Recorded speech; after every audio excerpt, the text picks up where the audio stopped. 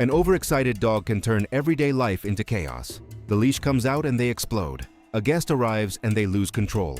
Play starts, and within seconds it becomes jumping, barking, grabbing, pacing, or spinning. To many owners, that looks like a training problem. Sometimes it looks like disobedience, but very often it is a regulation problem. A dog in hyperarousal is not calmly choosing behavior the way we imagine. Their body is activated, their brain is racing, and their ability to think clearly starts to drop. That is why punishment usually misses the real issue. It adds pressure to a dog who is already struggling to come back down. The good news is that calm behavior can be built, not with force, intimidation, or outdated dominance ideas, but with structure, better timing, and simple exercises that teach the dog how to slow down before excitement spills over. In this video, we will look at what hyperarousal really is, why some dogs reach it so quickly, and which daily habits accidentally keep it going. Then we will go through a practical plan to reduce overexcitement using calm routines and impulse control games that help your dog stay functional, even when life gets exciting. Arousal is not automatically a bad thing. It simply means activation. Dogs need some level of arousal to play, explore, learn, and respond to the world. The problem begins when that level rises too fast, goes too high, or stays elevated too long. A dog in healthy excitement may wag, move quickly, and show a lot of enthusiasm while still being able to pause, respond, or settle again. A dog in hyperarousal often cannot do that. Their movements become frantic. Their focus narrows. They may bark repeatedly, jump, mouth, grab the leash, slam into people, spin, or act like their body is moving faster than their brain can keep up with. This is where many owners get confused. They think the dog needs stricter correction when the dog actually needs help regulating. Regulation means the ability to recover, settle, and regain control after stimulation. A dog with poor regulation is not necessarily stubborn or badly behaved. They may be young, highly sensitive, easily frustrated, under-rested, under-practiced, or living in routines that keep their system too activated. Some dogs are more likely to struggle with this. Puppies have very little self-control. Adolescents often swing quickly between excitement and impulsive behavior. High-drive dogs can become overwhelmed when their daily needs are not balanced well. And some dogs with stressful or unstable backgrounds may already be starting from a more activated state. It also helps to separate overexcitement from simple disobedience. A dog can know a cue very well in a quiet room and still fail when the doorbell rings or the leash appears. That does not always mean they forgot the cue. It often means they crossed a threshold. Threshold is the point where excitement or frustration becomes so intense that clear thinking starts to fade. So the goal is not to suppress personality or turn an energetic dog into a flat one. The goal is to help that dog stay under threshold more often, recover faster, and build habits that support calm behavior in real life. To reduce overexcitement, it helps to stop seeing it as one bad behavior and start seeing it as a process. Most dogs do not jump from calm to chaos for no reason. There is usually a pattern underneath it. The first part of that pattern is build-up. Owners often notice the barking, jumping, leash biting, or frantic spinning at the peak of the moment. But before that point, there are often earlier signs that the dog is getting too high. Their breathing changes, their body gets faster. They start pacing, whining, staring, bouncing, scanning, or grabbing more intensely. Those early signals matter because that is the easiest place to intervene. Once the dog is already exploding, learning becomes much harder.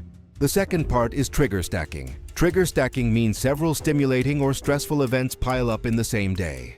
A noisy delivery, poor sleep, excitement at the window, a tense walk, rough play, guests arriving, and then dinner preparation may all seem like separate moments. But inside the dog's nervous system, they stack. Each one raises the starting level for the next one. That is why some dogs seem fine one day and wildly reactive the next. The last event is not always the real cause. It may just be the final push. Frustration is another major piece.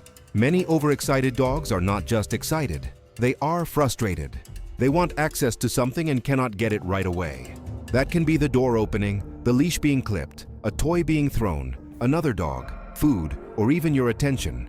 Frustration adds urgency. The dog is not only activated, they are also pushing against delay. That pressure often turns excitement into chaotic behavior. This is one reason punishment tends to backfire.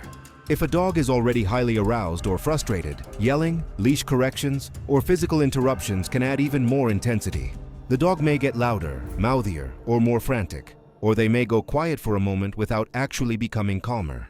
A shutdown dog is not the same as a regulated dog. On the other hand, many owners accidentally reward the chaos without meaning to. The dog barks and the door opens. The dog jumps and gets attention. The dog spins for the leash and the walk begins. The dog grabs during play and the game continues. Even occasional success can keep overexcited behavior strong because the dog learns that losing control sometimes works. This is where daily routine matters more than people expect. A common belief is that a hyper dog simply needs more exercise. Sometimes more movement helps, but more intensity is not always the answer. Some dogs become fitter, faster, and harder to settle when their lives are full of constant stimulation. Endless ball throwing, frantic chase games, and overpacked activity schedules can build endurance without teaching recovery. The dog gets better at going up, not better at coming down. That is why calm has to be practiced as a skill. Dogs do not automatically learn to settle just because they got tired. They learn it through repetition, predictability, and successful recovery after arousal. A useful way to think about this is in 3 layers: management, nervous system support, and skill building. Management means changing the setup so the dog does not rehearse the same explosive behavior over and over. Rehearsal matters because repeated behavior becomes faster and more automatic. If your dog explodes at the window, block access or reduce visual triggers.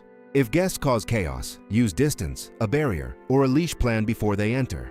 If the leash creates a frenzy, stop making every leash pickup the immediate start of the walk. Management is not avoidance in a negative sense. It is a way to protect learning while your dog is still building better habits. Nervous system support means making daily life less overwhelming. That includes enough sleep, calmer transitions, decompression after exciting events, and lower intensity activities that bring the dog down instead of up. Sniffing walks can help because sniffing slows the dog down and engages exploration instead of frantic action. Chewing and licking can help many dogs settle because they encourage repetitive, calmer behavior. These are not magic fixes, but they are safe ways to lower pressure. Skill building is where impulse control games become useful. Impulse control does not mean forcing a dog to freeze while overwhelmed. It means teaching the dog that pausing, waiting briefly, and choosing calmer behavior leads to good things. These skills should be practiced when the dog is able to think, not only in the hardest moments. One of the simplest exercises is pause before access. The dog learns that calm behavior opens the door to what they want. That might be the leash, food bowl, toy, doorway, or your attention. The key is to start very small. 1 second of stillness may be enough at first. You are not asking for perfection. You are teaching a pattern. Calm behavior makes progress happen. Another useful tool is pattern work. Predictable, simple sequences can lower chaos because the dog starts to understand what comes next. A repeated rhythm of step, pause, reward can organize the dog's attention. A calm treat toss followed by a check-in can do the same. The point is not to impress the dog with complexity. The point is to give their brain something steady to follow. Mat work is also powerful for many dogs. A mat can become a place where the dog learns to pause, settle, and stay grounded while life happens around them. This should begin in an easy setting. Reward the dog for stepping onto the mat, staying there briefly, then gradually relaxing there. Over time, the mat can become useful during meals, visitors, or busy household moments. But first, it needs to feel safe and successful. Food scatters are another simple reset. Tossing food into the grass or across the floor encourages sniffing and lowers visual fixation. For many dogs, that can interrupt the upward spiral and create a softer moment. It will not solve every situation, but it is practical, quick, and often helpful when excitement is building. Play needs structure too. High-energy dogs do not always need less play, they often need better play. If the game only teaches, go harder, go faster, never stop, then the dog is rehearsing escalation. Build pauses into the game. Short bursts of tug, then release. A chase game, then stillness. A toy appears, then a brief wait before it moves again. This helps the dog learn that excitement can rise and fall without tipping into loss of control. Now think about everyday problem moments.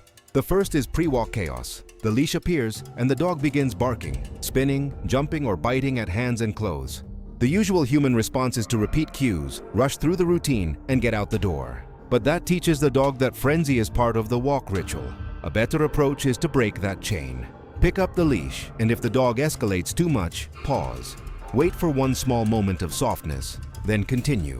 Practice leash handling at times when no walk follows, so the leash stops predicting instant excitement every single time. The second is guest arrival. This is one of the hardest situations because the trigger is big and emotional. Instead of expecting the dog to greet perfectly at the door, make the first goal calm distance. Use a barrier, leash, or another room. Give the dog something organized to do, like going to a mat or finding scattered food. The greeting does not need to happen immediately. Delayed access can prevent the first blast of over-arousal from becoming the entire event. The third is over-the-top play. When the dog starts grabbing harder, barking more, or losing body control, the answer is not to keep matching that energy. Pause the game before the dog tips over. Let calm be part of the play pattern, not just the signal that fun is over forever. A final point that gets missed often is recovery. Many dogs who seem endlessly energetic are actually under-rested and overstimulated. They need more uninterrupted downtime than people realize. A busy home can accidentally keep the dog activated all day long through constant talking, touching, movement, and excitement. Sometimes one of the most helpful changes is simply protecting rest and reducing unnecessary activation. Progress with hyperarousal is rarely dramatic overnight. Usually it shows up in small signs first. The dog pauses faster. They recover sooner after play. The leash routine gets a little quieter. They can handle one part of the guest routine better than before. Those changes matter because they mean the dog is building regulation, not just being controlled in the moment. If you want a practical starting plan, focus first on making the day calmer before expecting perfect behavior in the hardest moments. Start by identifying your dog's biggest arousal triggers. Choose the top 3. Then reduce rehearsal of the worst version of those situations. Use barriers, distance, quieter timing, or smaller steps. Each prevented meltdown gives your dog a better chance to build a new pattern. Next, add one daily decompression activity.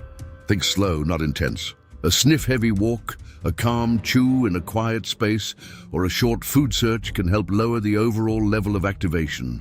Follow exciting events with recovery time instead of stacking one stimulating moment on top of another.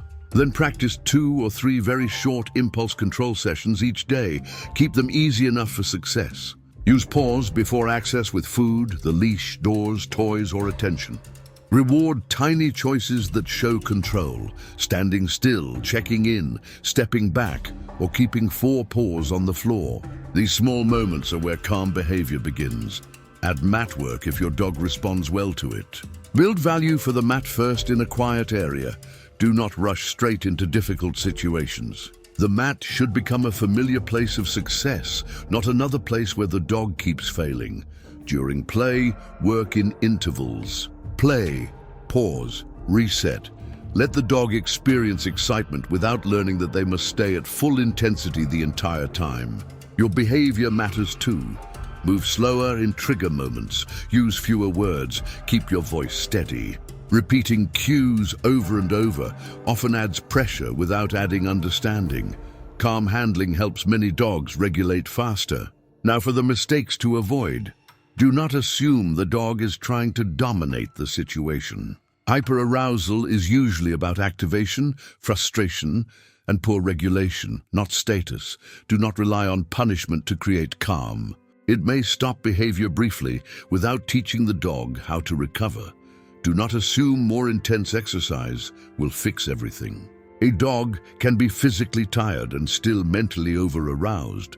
Do not only train in crisis moments. Most learning happens when the dog is still under threshold and able to think.